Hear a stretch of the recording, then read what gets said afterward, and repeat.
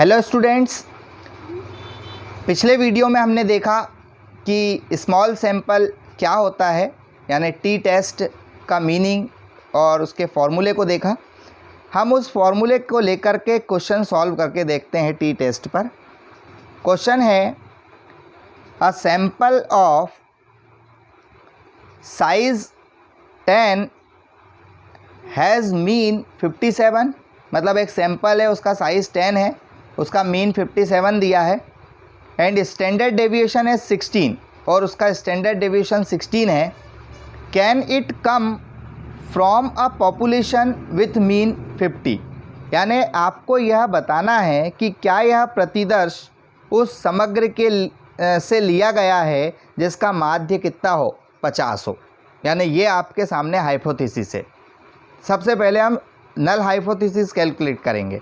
तो हमने ये नल हाइपोथेसिस बनाया, it come from a population with mean 50, कि इस प्रतिदर्श का या जो हम ले रहे हैं सैंपल जहाँ से, उस सैंपल का, उस प्रतिदर्श का समग्र से लिया गया मीन कितना होगा, 50, मतलब वो वहाँ से लिया गया है जिसका मीन कितना है, 50 है। यानी हमने जो सैंपल लिया है वो उस पॉपुलेशन से लिया है जिसका मीन ऑलरेडी कितना है, 50 है। अब अपन उसको कैलकुलेट करते हैं। तो देखो यहाँ पर n बराबर हो जाएगा 10, ये n हो गया।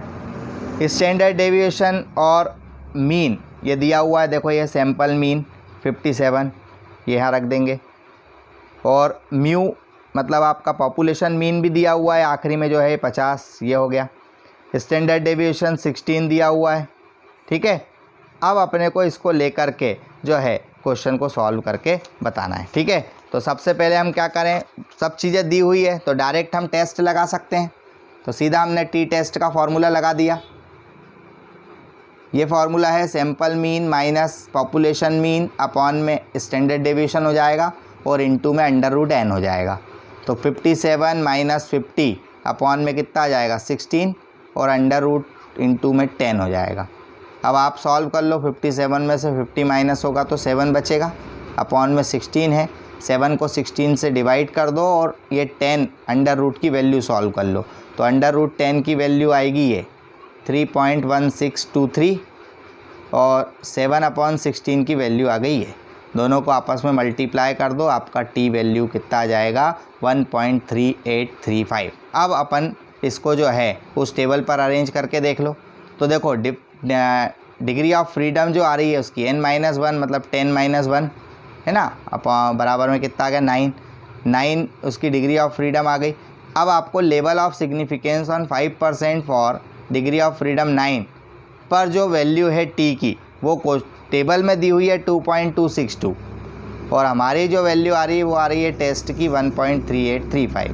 तो ये टी टेस्ट 1.3835 कम है किससे, 2.263 से कम है, मतलब आपका यहाँ पर ये नॉन एक्सेप्ट वाली बात है ना। और जब नॉन एक्सेप्ट वाली बात है तो ये हाइपोथेसिस क्या हो जाएगी, यानी नॉन सिग्निफिकेंट है, वो नॉन सिग्निफिकेंट है तो हाइपोथेसिस क्या हो जाएगी, यहाँ पर एक्सेप्ट हो जाएगी। यानी जो दिया हुआ है, जो नल हाइपोथेसिस दिया हुआ है वो बिल्कुल एक्सेप्ट कर लेंगे कि it come from a population with mean 50, यानी जो हमने मीन सैंपल का लिया है उस सैंपल का, जो सैंपल जिस डेटा से लिया है उसका मीन कितना होगा, 50 होगा, ये एक्सेप्ट हो जाएगी, ठीक है। तो इस प्रकार से ये एक क्वेश्चन हो गया आपका। एक और क्वेश्चन देखते हैं। देखो ये क्वेश्चन थोड़ा सा चेंज रहेगा, ठीक है। चेंज ऐसा रहेगा, 6 boys are selected to random from a school and their marks in the maths are found to be 63, 63, 64, 66, 60 and 68। ये आपके पास 6 स्टूडेंट के मार्क्स दिए हैं मैथ्स के आउट ऑफ 100 में से। In the light of these marks discuss the general observation that the mean marks in maths in the school were 66। मतलब वो ये बोल रहा है कि ये जो सैंपल लिया है ये उस जगह से लिया है कि अगर हम पूरे पॉपुलेशन का मीन देखें तो उस पूरे पॉपुलेशन का मीन कितना होगा, 66 होगा। वहाँ से ये सैंपल आपने लिया है। ठीक है, आपको बताना है कि स्कूल के में गणित के प्राप्तांकों का औसत कितना होगा, 66 होगा। ये उसकी हाइपोथेसिस है। तो अपन ने यहाँ नल हाइपोथेसिस मान लिया, यूनिवर्स मीन बराबर कितना होगा, 66। अब अपने को इसको प्रूफ करके बताना है कि ये 66 सही है या नहीं। तो सबसे पहले क्या करें, अपन उसको एक टेबल के रूप में डिज़ाइन कर लें। मीन के लिए अपन ने ये एक्स लिख लिए पूरे मार्क्स। अब आप इनको सबको ऐड कर लो, 63, 63, 64, 66, 60 एंड 68 ऐड किया तो आपका ये 6 डिजिट का जो टोटल आया वो आ गया 684। अब आप इसका मीन निकाल लो, 684/6 ये फार्मूला लगा करके। तो अब मीन कितना आ गया आपका 64। ये आपका एक सैम्पल मीन आ गया। अब अपन को स्टैंडर्ड डेविएशन भी निकालना पड़ेगा, दिया हुआ नहीं है क्वेश्चन में। तो हम स्टैंडर्ड डेविएशन के लिए क्या करेंगे, पहले डी निकालेंगे। और डी निकालने का तरीका क्या होगा, इस एक्स में से इस मीन को क्या कर देंगे हम, माइनस। तो देखो आप 63 में से 64 को माइनस किया तो ये -1 आ गया। सेकेंड वाला भी -1 आ गया। 64 में से 64 माइनस किया, 0 आ गया।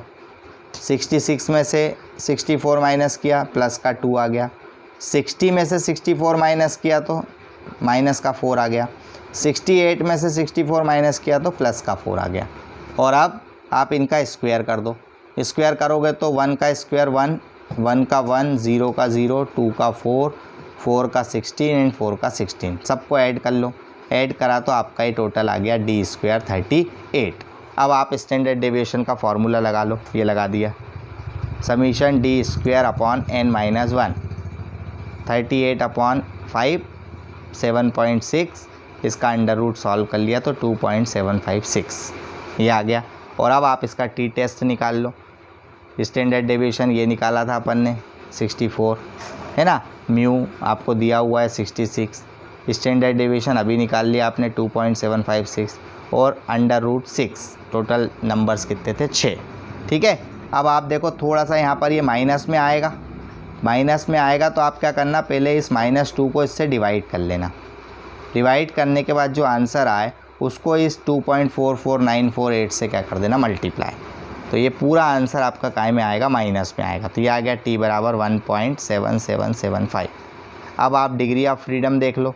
तो डिग्री ऑफ फ्रीडम में नंबर्स कितने हैं, 6 दिए। 6 - 1 बराबर कितना हो जाएगा, 5।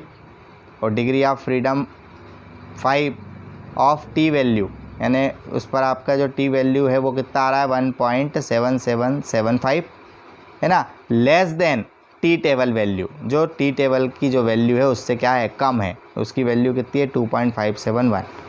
सो हाइपोथेसिस क्या हो जाएगी आपकी, एक्सेप्ट हो जाएगी। यानी पॉपुलेशन या यूनिवर्स मीन बराबर 66। यानी ये जो उसने बताया था कि उस पूरी यूनिवर्स का जो मीन है वो कितना होना चाहिए, 66 होना चाहिए। तो हम उसको एक्सेप्ट कर लेंगे कि हाँ, उस पूरे यूनिवर्स का जो मीन है वो कितना होगा, 66 होगा। इस प्रकार से ये क्वेश्चन को सॉल्व किया जाएगा। ठीक है, थैंक यू।